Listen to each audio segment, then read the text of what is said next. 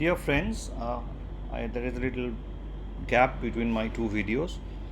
Last one was a review of Gilbert Strang's linear algebra book, the Indian edition, fifth edition in the international one, and the Indian edition for the first time of the fifth edition. So today we are going to continue our discussion on a book by Vander Boyd and van der Berge on convex optimization. This book, which all of you know actually, right? So we had already discussed the first chapter on convex sets.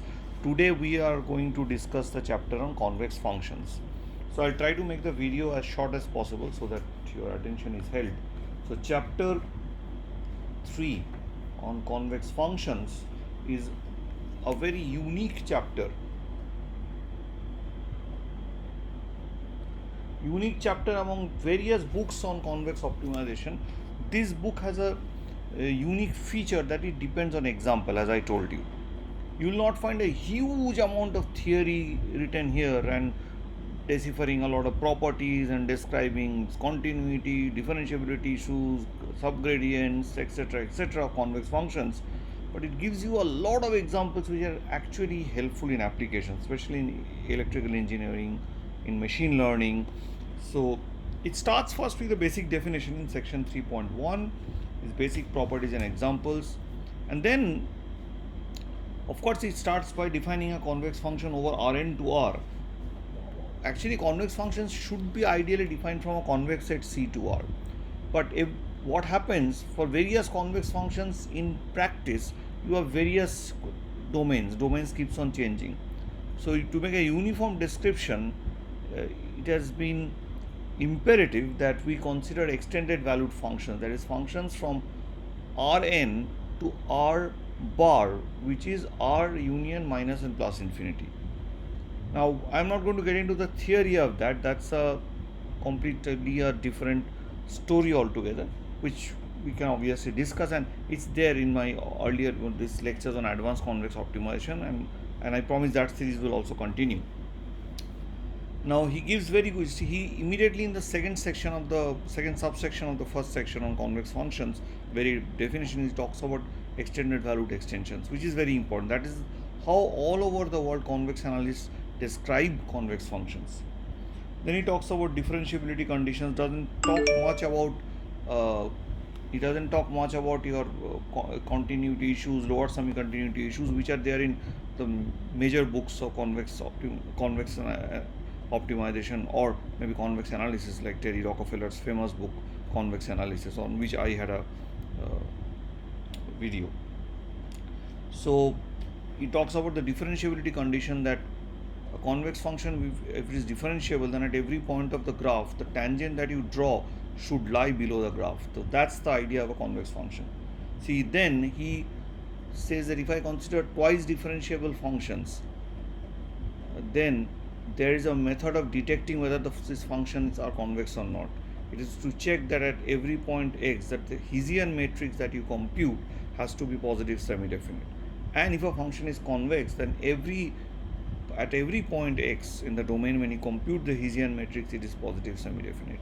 This is what is called the if and only for a complete characterization of the convexity of twice continuously differentiable function. Continuously differentiable means all the first partial derivatives and the second partial derivatives all are continuous as functions of x1, x2, xn, assuming that I am looking at functions from Rn to R, or some convex set C to R.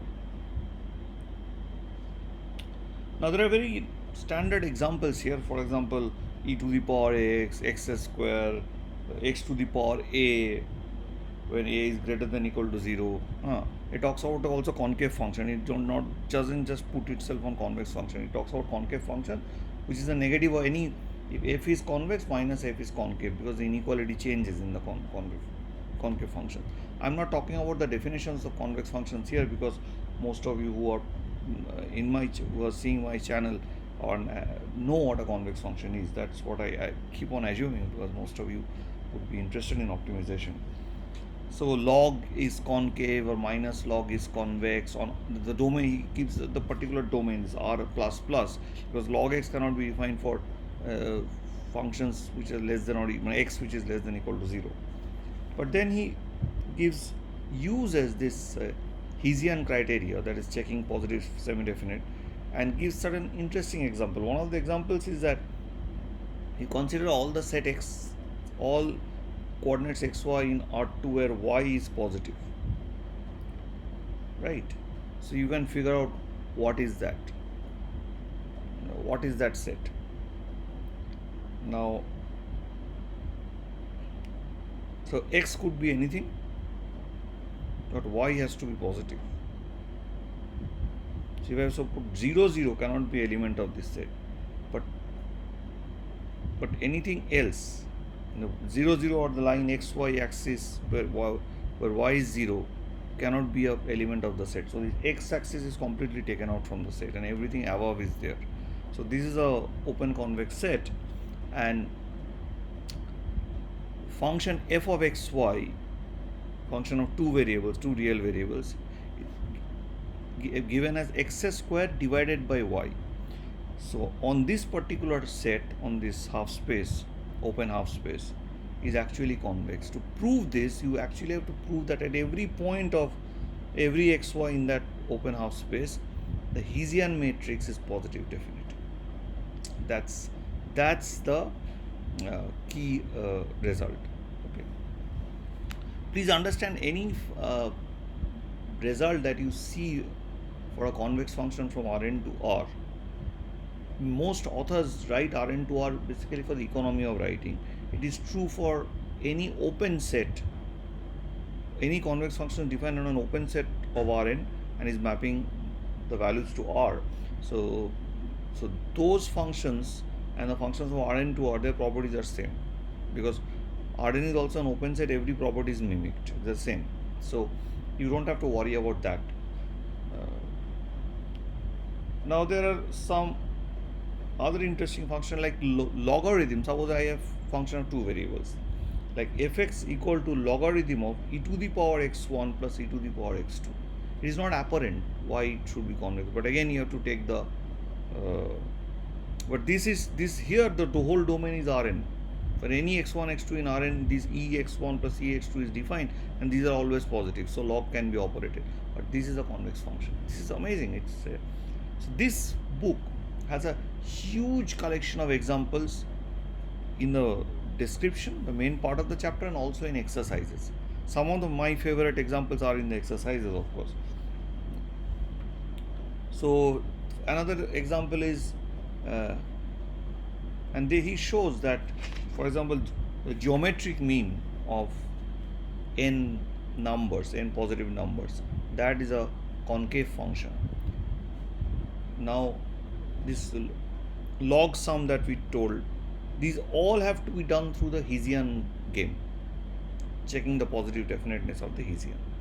And you know what is the way to check the positive definiteness of the Hessian? Basically, for every x, if you calculate the Hessian as nabla square fx, or inverted nabla square fx, so you v inner product with nabla square x, nabla square x, nabla square fx x, that inner product has to be greater than or equal to 0. You know the definition of a positive semi-definite matrix. I have spoken about that in many other talks. For example, there are very beautiful example which comes from the domain of matrices, where your variables are matrices and you are talking about convex functions of matrices. And f of capital X, where X is a symmetric matrix, for example. So for example, eigenvalue, the maximum eigenvalue of a symmetric matrix as a function of the matrix A is a convex function, while the minimum eigenvalue of a symmetric matrix, they are real, of course, that is a concave function. So that's a very important thing that he starts quite in the beginning, is this Hessian criteria determination. For example, f of capital X, where X is a symmetric matrix, is suppose I define it as logarithm of determinant of X, where X is a positive definite matrix. For a positive definite matrix, the determinant of X is always positive, so log can be operated. So this is a convex function on the set of all positive definite matrices, n cross n positive definite matrices. So this is a very important example. This is a barrier function, and it's used in interior point methods for semi-definite programming. And then he talks about level sets or sub-level sets or lower sub-level sets, set of all x such that fx is less than or equal to alpha. He talks about epigraph. If you look at my old lectures, you will find out I talk about epigraphs, that a function is convex if and only if its epigraph is convex. So that's it's one of the recent lectures also.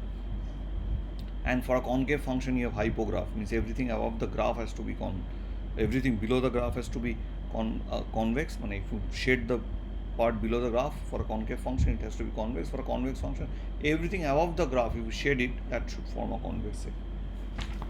Now, of course, there is an interesting thing called the definition of convexity comes from what is called Jensen's inequality, though he did it for two variables only.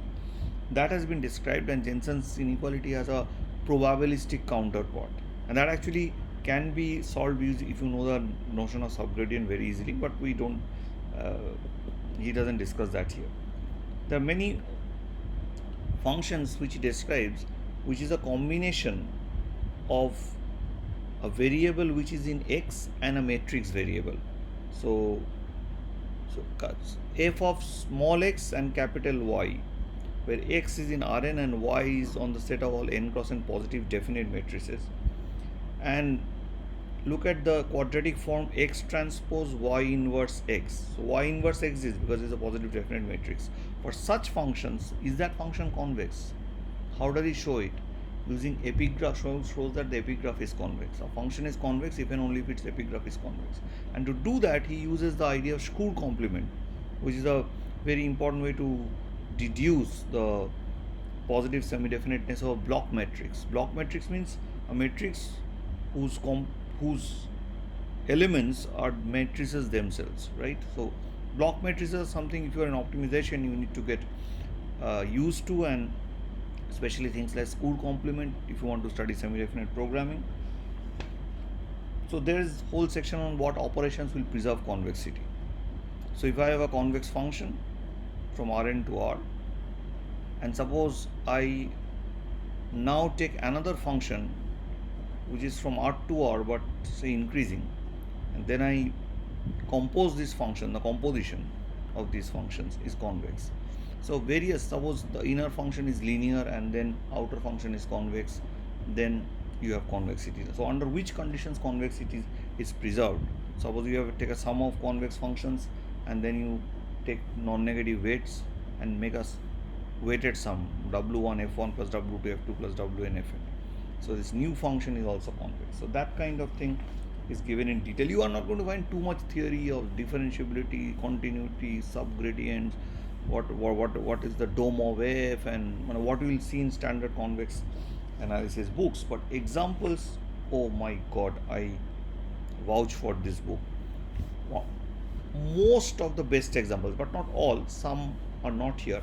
Most of the best examples that you can find on about convex functions is collected here. Of course, there are a lot of things which comes out in research which is possibly not here, but whatever is useful, whatever is known is in here, and that's both mixing the main body of the chapter and also the examples. So what is important here, he talks about something called a perspective of a function in section 3.2.6. That is, if you have a function f and then the perspective of a function is a function g of xt.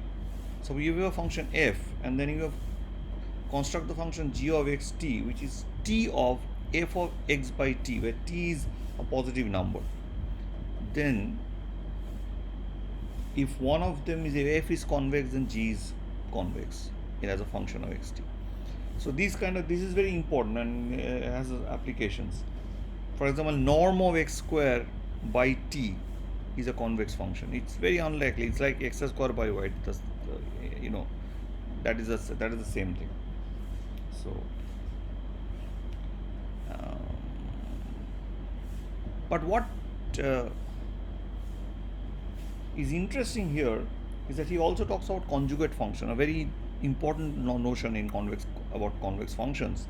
So, and also he talks about the representation of a convex function as a supremum of affine function. So if you take a convex function which looks like a tub, and below that tub you can draw straight lines which are affine functions. So affine functions is a class of functions which essentially represents a straight line in two dimension. Affine function is nothing but a linear function plus a real number. Translation. A translate of a linear function is an affine function. So you can draw those straight lines, and those straight lines, if you take any x at that x you compute the functional value at that x of all these straight lines that you have drawn below the graph, then the supremum of those values would give you the function value at that point. So this is called a lower representation of a convex function. So we will not get into so much detail, but what I like about this book, which is not there in usual books which talk about convex analysis, is a discussion of quasi-convex functions or quasi-concave functions, which are very important in economics because they naturally arise when you study choice and preferences. And so many cases your utility function, for example the Cobb-Douglas function, is actually quasi-concave when you have to maximize the utility. Another property of this book is the focus on vector valued functions. There is a focus on vector optimization, multi-objective optimization, which is becoming very important even in engineering. So he talks a lot about quasi-convexity, its nature. Is a set. The interesting part, what is quasi-convex? If you take a function whose level set is convex or sublevel set of all x such that fx is less than equal to alpha. So it is a level set which is marked by the number alpha. Now, if f is convex, this is a convex set, the level set. But if a level set is convex, doesn't mean the function is convex. Example is x cube. Fx equal to x cube, x is in R. So you look at the level sets, that is convex, but you know from the graph of the function, the epigraph is not a convex set, so it is not a convex function. But it's a quasi-convex function. Any function whose level set is convex is quasi-convex. So you can have a series of quasi-convex functions, a system of quasi-convex functions, a system of inequalities. Gix less than equal to 0 if Gi is quasi-convex. That feasible set is a convex function, but the functions themselves are not convex. Of course, under certain conditions, you can actually replace this by each of these functions by a system of convex functions, so that you will finally get the same feasible set, but that's a tough procedure.